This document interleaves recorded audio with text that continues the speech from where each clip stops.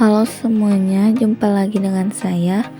Pada kali ini akan melanjutkan materi MTCNA yaitu tentang IP address dan subnetting. Di sini yang akan dibahas yaitu ada 7 poin. Yang pertama, pengenalan IP address dan subnetting, lalu IP public dan IP private, classful dan classing addressing, kasus subnetting, konsep block subnet, IP versi 4 delivery type, konsep switch dan router. IP address dan subnetting itu apa sih ya? Nah, IP address yaitu ketika suatu perangkat ingin terhubung ke perangkat lainnya, baik itu menggunakan wired maupun wireless, tentu saja memerlukan identitas nama pada setiap perangkat. Identitas tersebutlah yang dinamakan IP address. Sedangkan subnetting adalah upaya atau proses untuk memecah sebuah network dengan jumlah host yang cukup banyak menjadi beberapa network dengan jumlah host yang lebih sedikit. Teknik subnetting membuat skala jaringan lebih luas dan tidak dibatasi oleh kelas-kelas IP atau IP kelas A, B, dan C yang sudah diatur. Lalu IP address private dan public. Nah, singkatnya, IP public merupakan IP yang digunakan di internet dan bisa diakses dari mana saja. Jadi, misal kalian mengakses facebook.com, youtube.com, dan lain sebagainya, maka secara tidak sadar kalian sedang mengakses IP public masing-masing yang dimiliki oleh mereka, asalkan device kalian terkoneksi ke internet. Sedangkan untuk yang alamat IP private biasanya digunakan di dalam jaringan lokal dan tidak dapat diakses langsung dari internet. Ini adalah bagian dari penting dari konsep yang dikenal sebagai Network Address Translation atau NAT, yang memungkinkan beberapa perangkat dalam jaringan lokal menggunakan satu alamat IP public tunggal untuk berkomunikasi dengan internet. Untuk pengkelasan IP ada 3, yaitu ada kelas A, B, dan C. Untuk range kelas A yaitu 0 sampai 127. Untuk kelas B yaitu range-nya dari 128 sampai 191. Sedangkan untuk kelas C yaitu 192 hingga 223. Untuk kelas A subnet max-nya yaitu 255.0.0.0.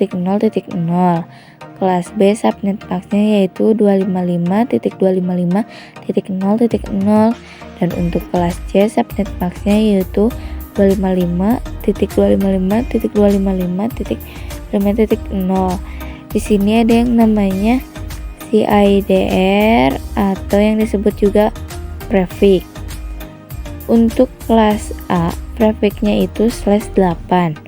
Untuk kelas B yaitu /16.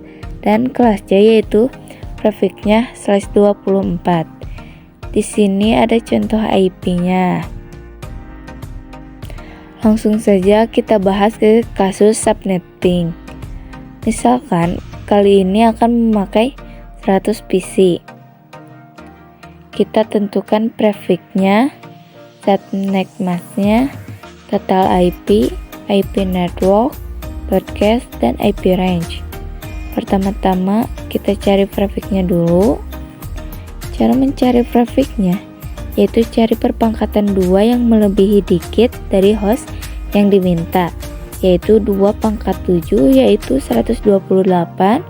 Jadi rumusnya yaitu 32 dikurangi 7. 7 itu terdapat dari 2/7, kita ambil 7-nya. Jadi 32 dikurangi 7 yaitu sama dengan 25. Jadi prefixnya yaitu /25. Kemudian kita cari total IP-nya. Rumusnya yaitu 32 dikurangi prefix yaitu 32 dikurangi 25, jadinya 7. Jadi 2/7 sama dengan 128. Nah, ini untuk total IP yang bisa dipakai. Kemudian untuk subnet max-nya, rumusnya yaitu 256 dikurangi total IP. Jadi 256 dikurangi 128 sama dengan 128. Kemudian kita tentukan kelasnya. Misalkan kali ini akan memakai kelas C, yaitu 192.168.1.x/25. Kita cari broadcast-nya, IP network dan IP range-nya. Kita cari broadcast-nya, IP network dan IP range-nya. Untuk IP network-nya yaitu 0.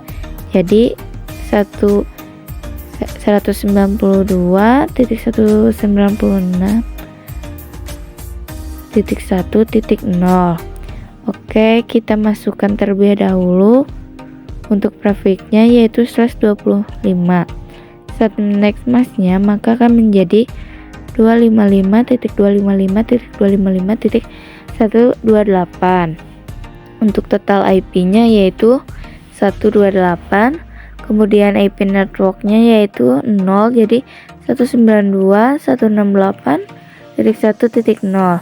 Dan untuk IP range-nya yaitu 192.168.1.1 sampai 192.169.1.126. Dan untuk broadcast-nya yaitu 192.168.1.127. Oke, kita ke blok subnet. Blok subnet diibaratkan seperti ruangan. Setiap blok subnet by defaultnya tidak bisa saling berkomunikasi. Jadi misalkan ada kelas A, B, dan C. Nah, tiap kelas-kelas tersebut memiliki subnet yang berbeda-beda, sehingga tidak dapat berkomunikasi. Agar dapat berkomunikasi suatu ruangan, perlu dikonfigurasi menjadi blok subnet yang sama. Kita masuk pada konsep switch dan router. Konsep switch yaitu mengkoneksikan perangkat yang satu network, sedangkan router yaitu mengkoneksikan perangkat yang berbeda network. Mungkin cukup sekian pembahasan pada kali ini. Mohon maaf bila kurang dimengerti. Sampai jumpa dengan pembahasan selanjutnya.